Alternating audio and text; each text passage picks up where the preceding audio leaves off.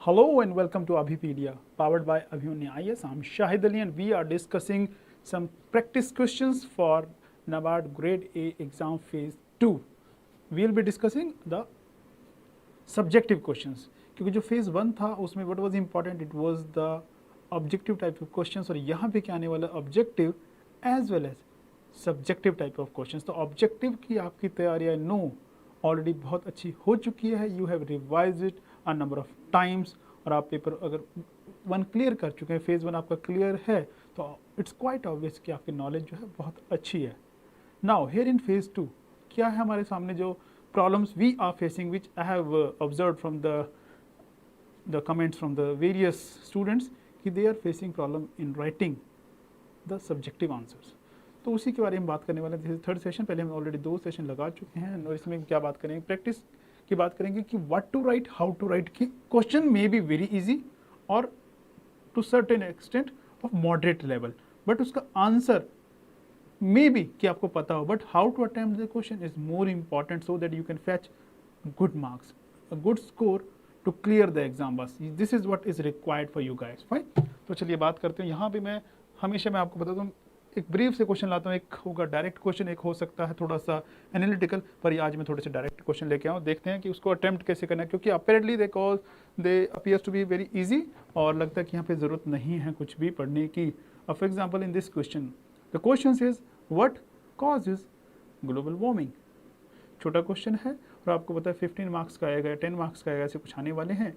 तो कितना लिखेंगे, 100 या 150 वर्ड्स, 100 to 150 वर्ड्स जो आपको एक्सपेक्टेड है. हाँ, हो सकता है अगर वो मेंशन कर दे 200 वर्ड्स, तो हो सकता है 200 वर्ड्स आपको लिखने हो. और लिखने से मेरा मतलब यहाँ पे टाइप करने से, बिकॉज ऑनलाइन पेपर होने वाला है, ऑनलाइन एग्जाम है ये. तो ऑनलाइन पेपर में क्या करना है, you need not to write on paper, you have to type on the screen itself. तो उसके लिए प्रैक्टिस भी आपको करनी पड़ेगी. We have test series for that, we have practice software as well for that. और आप हमारी वेबसाइट पे जाइए अभी तो आपको प्रैक्टिस सेट में मिल जाएगा. प्रैक्टिस करके देख सकते हैं कैसा पेपर जो है, जिसको कहते हैं एक मॉक करके देख सकते हैं कि आपको लिखने की आइडिया पूरा हो जाएगा. तो चलिए, अपेरेंटली तो क्वेश्चन बड़ा इजी से लग रहा है. क्या पूछा जा रहा है, the causes of the global warming. Causes of the global warming. बात यहाँ पे कि 100 वर्ड्स या 150 वर्ड्स जैसे भी क्वेश्चन आने वाला है, what you have to write, this is the thing ना. एंड हाउ टू राइट, लिखना क्या है और लिखना कैसे है, this is the important talk.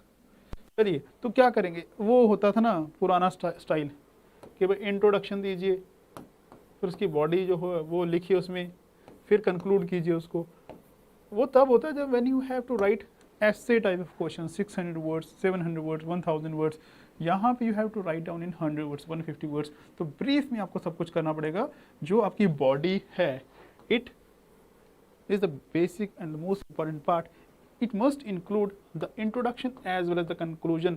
तो इट सेल्फ एक ही होगा पैरा, तो जिसमें आपको 2 पैरे बना लीजिए, बट मेन बॉडी होगी जिसमें आप इंट्रोडक्शन 1 लाइन में देंगे, 2 लाइन में देंगे और वहीं पे कंक्लूड करेंगे और कुछ सेपरेट करने की जरूरत नहीं होती है. अब लाइक इसमें बात करें तो कॉजेज, जब उसने कॉजेज पूछा, पहले बता देंगे ग्लोबल वार्मिंग है क्या. इंट्रोडक्शन देंगे ना उसको कि भाई these are the global warmings, these are the reasons, और कि ग्लोबल वार्मिंग है क्या वो बताएंगे. तो क्या बताएंगे, the rise in the temperature of globe of the earth.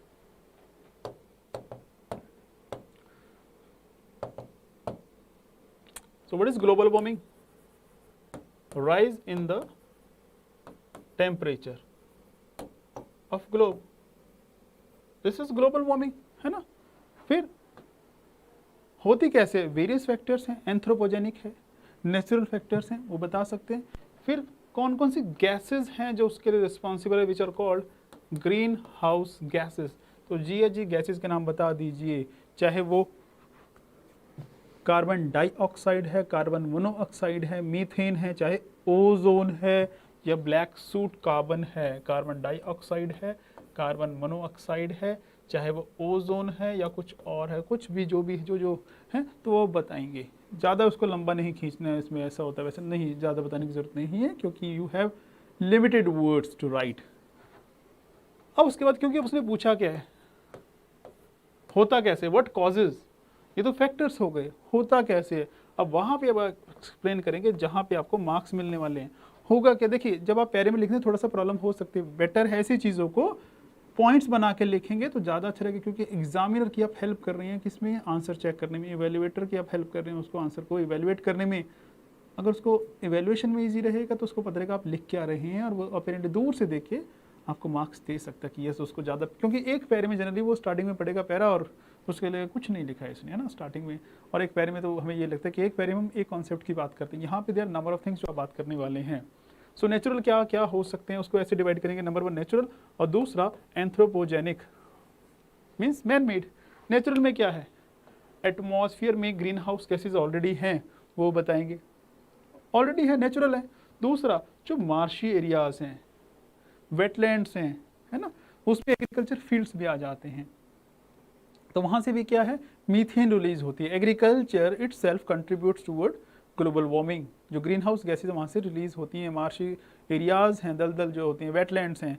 अब एग्रीकल्चर कैसे, जो पैडी ट्रांसप्लांटेशन की जाती है, जो पैडी लगाई जाती है, जैसे धान के खेत जो लगाए तो उसमें क्या है मार्श क्रिएट हो जाता है, पानी जो क्रिएट होता है उसमें से जो निकलता है वहाँ से मीथेन निकल रहा है। फिर एनिमल हस्बेंड्री तो ये भी कॉज करते हैं, ये सब नेचुरल फैक्टर हैं, ब्रीफ में बता रहे हैं सारा। और ये लिखेंगे ना, अब देखिए कितने पॉइंट्स हैं, 1 2 3 है ना, अगर 2 ये ले लीजिए, 3 ये ले लीजिए और 3 ये ले लीजिए, 6 हो गए और 7 पे कंक्लूजन है 7। और अगर एक एक लाइन भी लिखेंगे, एक एक लाइन सिर्फ, तो 20 वर्ड्स एक लाइन हो जाते हैं। तो 20 वर्ड्स अगर लिखेंगे कितना हो गया 140, यानी आपके पास लिखने को बहुत ज़्यादा होगा। आपको क्या करना पड़ेगा, कंटेंट रोकना पड़ेगा, एनरिच्ड कंटेंट डालना होगा आपको, यानी कि सारा कंटेंट उठा के डाल देंगे नहीं। यही चीज़ है यहाँ पे देखने वाली। फिर क्या बात आती है, फिर आती है कि जो आपके एंथ्रोपोजेनिक मीन्स मैन मेड जो कॉजेज हैं, जो फैक्टर्स हैं, क्या क्या हैं, डिफॉरेस्टेशन मैन मेड है, यस हम डिफॉरेस्टेशन कर रहे हैं। ये कैसे होता है ना, कि जो फॉरेस्ट हैं, जो ट्रीज हैं, जो प्लांट हैं, दे अब्जॉर्ब क्या, the carbon dioxide, the green house gases, उनको रिक्वायर्ड है for the preparation of their food and they release oxygen in the atmosphere. उससे क्या होता है, जो परसेंटेज है ग्रीन हाउस गैसेस की वो डिक्रीज हो जाती है, और जो ऑक्सीजन उसकी जो परसेंटेज वो इंक्रीज हो जाती है। तो उस तरह से ये टैकल कर लेते हैं। बट जब हम डिफॉरेस्टेशन करेंगे, फॉरेस्ट का जो एरिया है, फॉरेस्ट कवर इसको डिक्रीज कर देंगे, सो वो क्या कॉज करेगा, वो कॉज करेगा ग्रीन हाउस गैसेस। तो यहाँ पे हम बात करेंगे डिफॉरेस्टेशन की, उसको एक्सप्लेन कर सकते हैं। Then burning of fossil fuel, obvious है बर्निंग ऑफ फॉसिल फ्यूल जो है this is the biggest cause, आप कह सकते हैं कि जो हम पोल्यूशन कर रहे हैं, जो गैसेज रिलीज हो रही हैं। अब फॉसिल फ्यूल कहाँ कहाँ बर्न होता है, अगर आप कहें कोल है, this is the fossil fuel, तो कहाँ हो रहा है, वो डोमेस्टिक यूज़ के लिए भी यूज़ होता है, वो इंडस्ट्री में भी एज ए फ्यूल यूज़ होता है। आपको पता है थर्मल प्लांट्स में क्या है, यही यूज़ होता है। तो coal is there and then mineral oil is there, M oil में लिख देता हूँ मिनरल ऑयल। तो मिनरल ऑयल अगेन कहाँ यूज़ होता है, जो आपका व्हीकल्स हैं उसमें यूज़ होता है, जितना भी मोटर व्हीकल्स हैं उनमें यूज़ होता है। They release various kinds of green house gases. तो जो इमिशंस हो रही हैं यहाँ से, वो ग्रीन हाउस गैसेज की इमिशंस हो रही हैं, है ना। ऑयल्स के अलावा अब यहाँ पे अगर आप देख लीजिए, दिस व्हीकल्स के अलावा और क्या हो सकता है, लाइक जो आपके जेनसेट्स हैं, है ना, इंडस्ट्री में भी ये यूज़ होता है for the generation of electricity, आप कह सकते हैं। तो वहाँ भी यूज़ होता है, पावर के लिए यूज़ होता है। तो again what we are doing, we are causing release of this green house gases, that industrialization. जितनी जितनी इंडस्ट्री बढ़ेगी, इन चीज़ों की डिमांड बढ़ेगी, इन चीज़ों का कंजम्पशन बढ़ेगा। तो जितना जितना इंडस्ट्रियलाइजेशन होगा उतना ही ग्लोबल वार्मिंग गैसेज या ग्लोबल ग्रीन हाउस गैसेज जो हैं वो रिलीज ज़्यादा होंगी या हो रही हैं, ऐसे हम ख़त्म कर सकते हैं। अब बात आती है इसको कंप्लीट करने की, कंक्लूड करने की।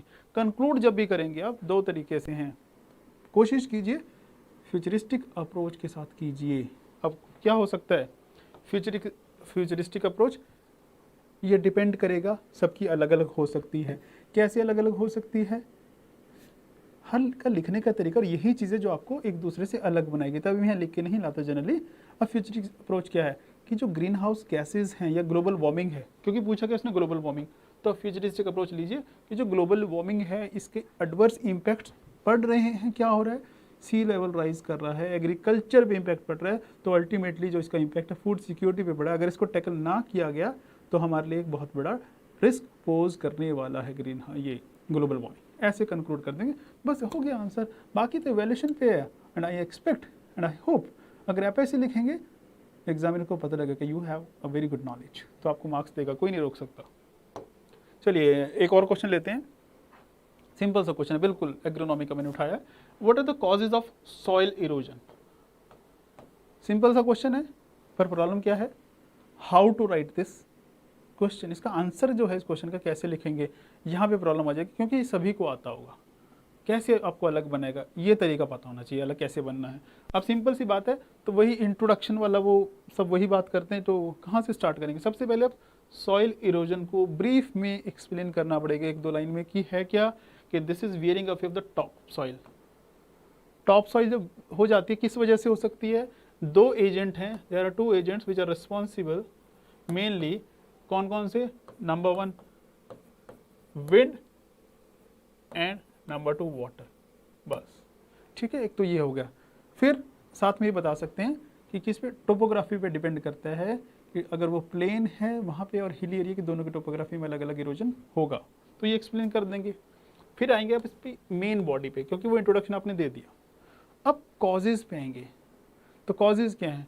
तो जितनी अच्छी आप क्लासिफिकेशन कर देंगे उतना जल्दी उतना अच्छा वैल्यूएटर को, एग्जामिनर को समझ आएगा और वो उतना अच्छा आपको मार्क्स देगा। तो वही कोशिश कीजिए कि आप उसको पॉइंट्स में करें, क्लासीफाई करें। एक पैरा बना दें तो कन्फ्यूज़न हो सकता है उसके लिए। अब यहाँ पे भी हमने दो तरह से कर दिया, एक वही है जो नेचुरल है और दूसरे मैन मेड है।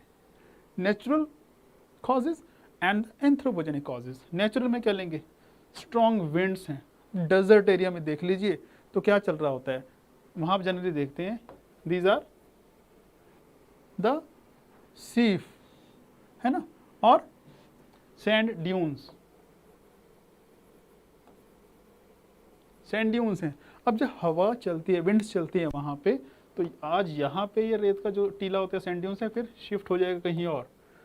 तो जहाँ जहाँ लूज सॉइल है वहाँ विंड का एक्शन ज़्यादा होगा, वाटर का भी ज़्यादा होगा। तो एरिड जो एरियाज हैं वहाँ पे वाटर की अवेलेबिलिटी नहीं होती, पर एरिड एरियाज में क्या है, जो विंड का एक्शन है वो मोर है। So in the hot desert wind will cause more soil erosion arid region या डेजर्ट में। तो एक तो ये हो गया, नेचुरल है, हम नहीं कुछ कर रहे हैं। दूसरा, जो स्लोप्स हैं या हिली एरियाज है वहाँ पे it is the water which will cause the erosion of soil. क्यों होगा? कि अब यहीं पे क्या है, द स्लोप, तो जो स्पीड ऑफ द वाटर है वो आपको पता है, if you increase the volume of water the erosional capacity will be doubled, कि अगर आप वॉल्यूम डबल करते हैं तो इरोजनल कैपेसिटी डबल हो जाती है। But if you increase the speed bye 2, U double the speed, the erosional capacity of the water increases 10 times. तो इसका मतलब जो स्लोप है यहाँ पे, तो स्पीड किसकी इंक्रीज हो रही है, वाटर की, वो स्लोप पे करेगा, तो उसकी जो कैपेसिटी इरोजन की वो बहुत ज़्यादा इंक्रीज होने वाली है और ये सारा इरोड हो जाएगा, बात खत्म हो गई। तो ये है। अब आ जाइए मैन मेड पे। तो मैन मेड क्या है? मैन मेड यही है कि इस कंडीशन में कैसे लाएंगे, मीन्स किस कंडीशन में कि सॉइल जहाँ पे लूज होगी वहाँ पे क्या होगा, सॉइल इरोजन होगा। तो जो सॉइल है वो लूज कैसे कैसे हो सकती है वो बता देंगे, तो अपने आप इसका आंसर आ जाएगा। First is over grazing. एक तो होती है ग्रेजिंग, होती है ओवर ग्रेजिंग। अगर ज़्यादा ग्रेजिंग हो जाएगी तो जो ग्रास है जो उसको इंटैक्ट रखती है सॉइल को, वो क्या हो जाएगी, वो रिमूव हो जाएगी। तो जो सॉइल कवर है, टॉप सॉइल है, that will expose to the vagaries of nature, जो एजेंट्स हैं इरोजन के उस पर एक्सपोज हो जाएगा। तो ओवर ग्रेजिंग उसका रीज़न है। डिफॉरेस्टेशन फिर कह सकते हैं। और जो एग्रोनॉमिक प्रैक्टिसेस हैं वो सही नहीं है हमारी, सही नहीं है। कैसे कि स्लोप पे अगर हमने जो बंडिंग नहीं की है, कंटूर फार्मिंग नहीं की है, चेक डैम्स प्रॉपर नहीं बनाए हैं, तो वहाँ पे स्लोप जो है that will cause problem for the erosion. तो ये आप इसको एक्सप्लेन कर सकते हैं। अगेन अब क्वेश्चन खत्म कैसे करें, कंक्लूडिंग लाइंस के साथ क्या कहेंगे। देखिए this is one of the biggest problem, ठीक है। और जो हमारी लैंड है, एग्रीकल्चर लैंड, वो पहले ही हमारे पास कम है। आप देख लीजिए नेट सोन एरिया है इंडिया का, वो डिक्रीज होता जा रहा है। पहले 46% हुआ करता, 45 और 44 रह गया। तो हमारी जो पॉपुलेशन वो इंक्रीज हो रही है, तो हमें क्या करना है, फूड सिक्योरिटी को बना के रखना है, फूड सिक्योरिटी देने से भी के लिए। तो कैसे पॉसिबल होगा, तो जितना आप लैंड रिक्लेम कर सकते हैं उसको डिग्रेड होने से बचा सकते हैं। तो दिस इज़ नेसेसरी कि आप सॉइल इरोजन जो है उसको प्रिवेंट करें, ताकि आप जो अपनी फूड सिक्योरिटी को भी इंटैक्ट बना के रख सकें। आप ऐसे इसको ख़त्म कर देंगे क्योंकि आपने एक ब्रॉड पर्सपेक्टिव, एक फ्यूचरिस्टिक पर्सपेक्टिव इसका ले लिया, ऐसे करेंगे। Fine, so this is I wanted to discuss, और I just wanted to inform कि we have launched a test series, उसमें we have a complete test series for ARD part 2 this phase 2, और उसमें अगर आप चाहें तो डिस्क्रिप्टिव टेस्ट इंग्लिश का इज़ अवेलेबल, एंड जो ESI ARD है उसका we have descriptive as well as objective test series available. Go and check out on the Abhipedia website, और अगर कोई doubt है you can call us anytime. So thank you so much. This is just I wanted to convey. Thank you so much. Bye bye. Take care.